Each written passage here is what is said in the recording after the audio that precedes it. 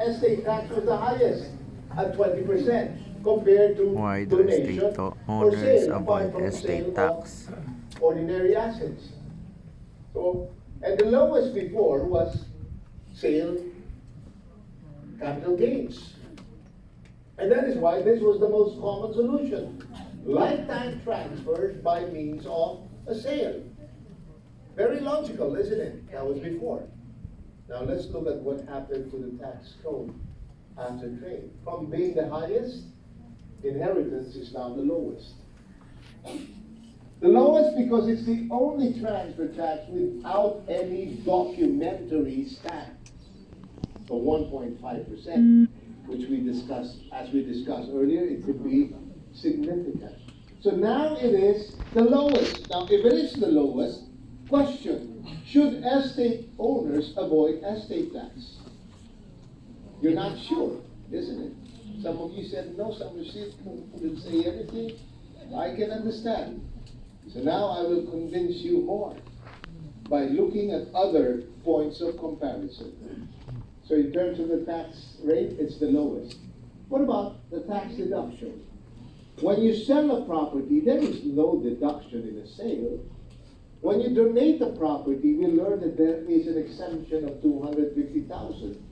But when a property is passed on by way of inheritance, there is a 5 million standard deduction and a 10 million home deduction, a total deduction of 15 million. Can you imagine the mistake of already transferring your residence to your children now and you pay taxes?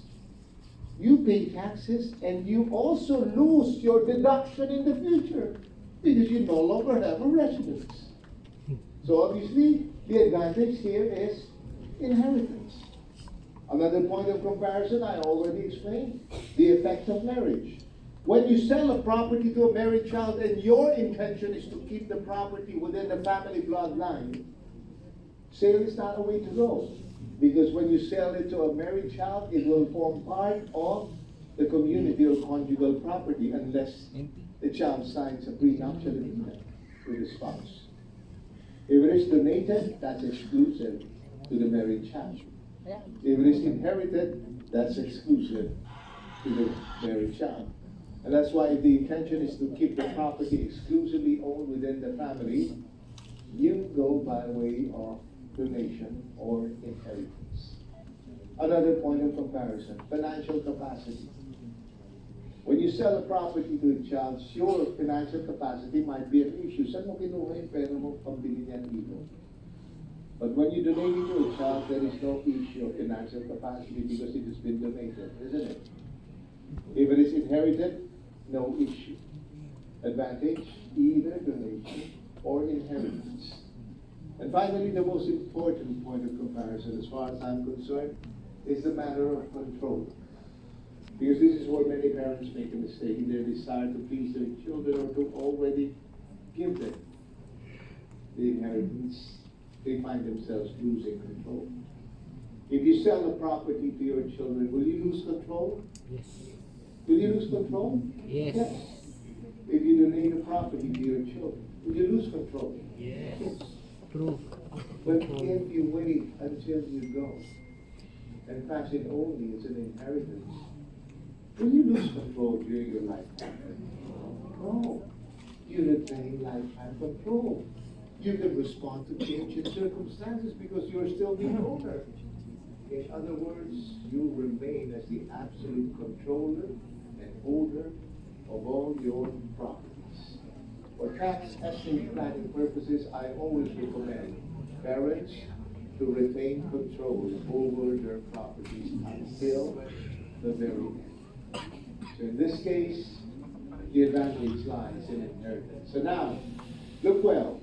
Look at the, let's do a rundown. In terms of tax rate, inheritance has the lowest.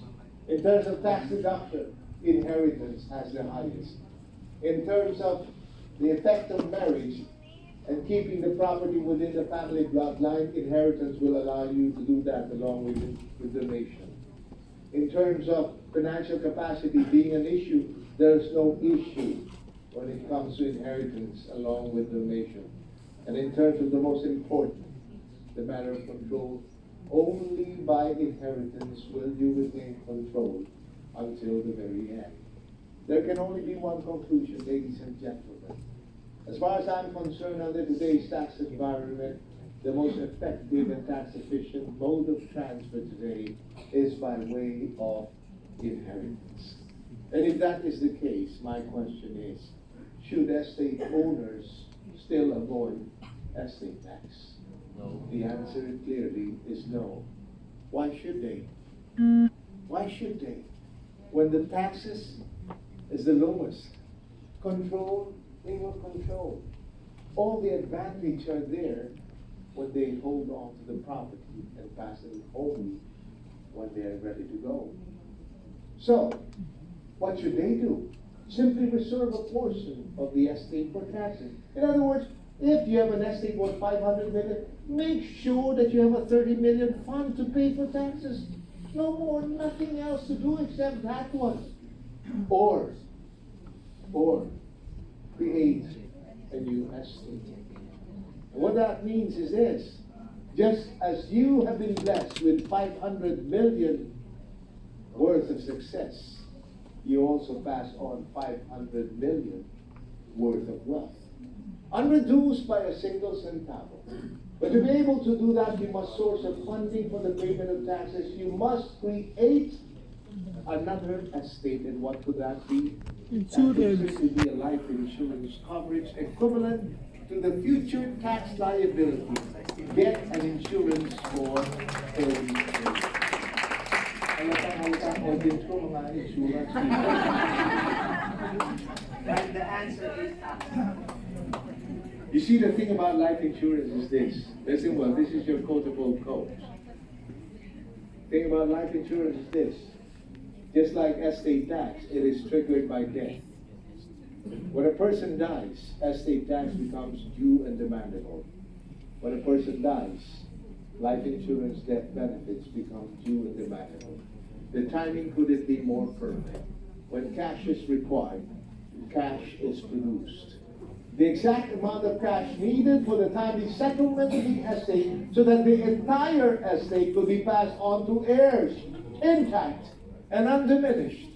Doesn't that make sense? Yes. Why take away 30 million from the estate when you can source it from a fund? Much less in cost, because you don't actually pay for 30 million, you pay only for premiums for 30 million. Doesn't that make sense? Makes a lot of sense. And that's why life insurance is an important component of my own personal estate plan. I thank God that I've reached this age. Some of you know, or those who've attended my seminar, you would know that I grew up also in the life insurance industry. From my grandfather to my father to me and my brother, who's also in the life insurance industry. And because of our exposure early in life, we already appreciated the value of insurance. I was assigned in Cebu. My family was raised in Cebu, although we're not from Cebu. And one day, as I was traveling around Visayas and Mindanao, I had my wife and my only son then, Paulo. At that time, it was dangerous to be traveling around Visayas and Mindanao because of NPAs and MLLF and all of this. Very dangerous. I realized that if something happened to me, my wife and my son would suffer. We didn't have relatives in Cebu. And that began my insurance journey. I began to acquire insurance. And every opportunity that I had, I loaded up. I augmented my insurance. Another son, another insurance. A promotion here, another insurance. Every opportunity I kept on adding with a singular thought that I do not want my wife and my children to lose anything of what they were already enjoying at that point, all because I was taken out of the picture. And that's why today I say I have more insurance than I need. And that's really an advertisement to tell you that please don't approach me anymore.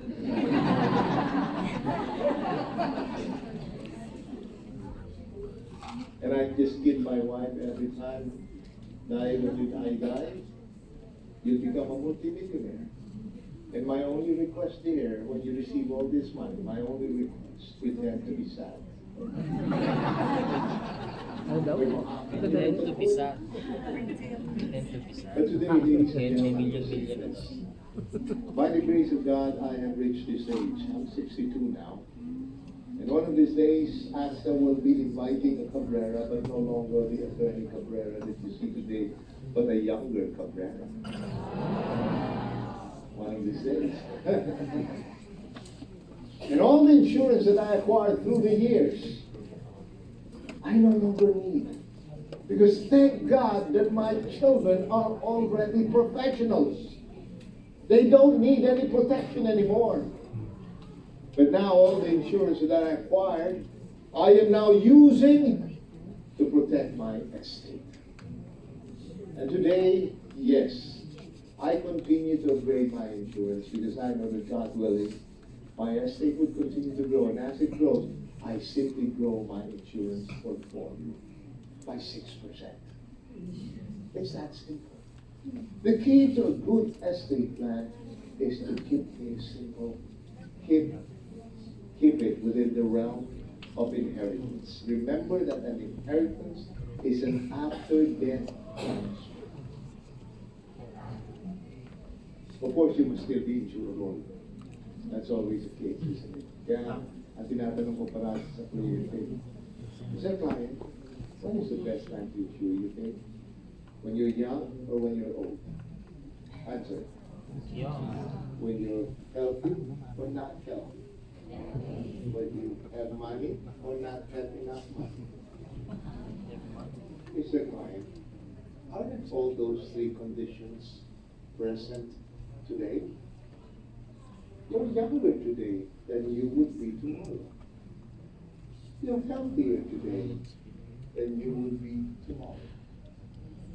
Oh, you have all the funds today. I know your bank account. That you would be tomorrow. Today is the day. Take advantage.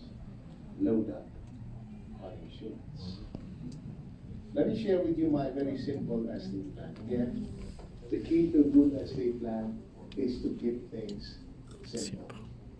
The little that I have accumulated together with my wife over the years, none of the wealth that we have been transferred to any of my children, not to any of my two sons over there, not to my wife, to my daughter, my other son, no. Everything have remained with my wife and myself, and we told them, we will not transfer this during our lifetime. For this simple reason. We believe that just as the Lord has given my wife and I the ability to produce this wealth, we know that our children have been given abilities by God. Use those abilities to produce your own wealth. Do not rely upon your future inheritance from us. Rely upon the grace of God, the gift of God. Produce your wealth. If you need help, surely we'll be there as much as God enables us to help you. And when the time comes that your mother and I get seriously ill, you won't have to worry because God willing, we will have enough to take care of ourselves. And when the time comes that your mother and I are called to our heavenly home, that is the time that you will receive wealth, pure and unencumbered. And you know what?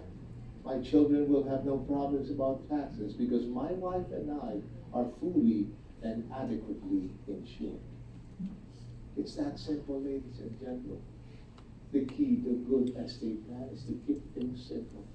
Keep it within the realm of inheritance.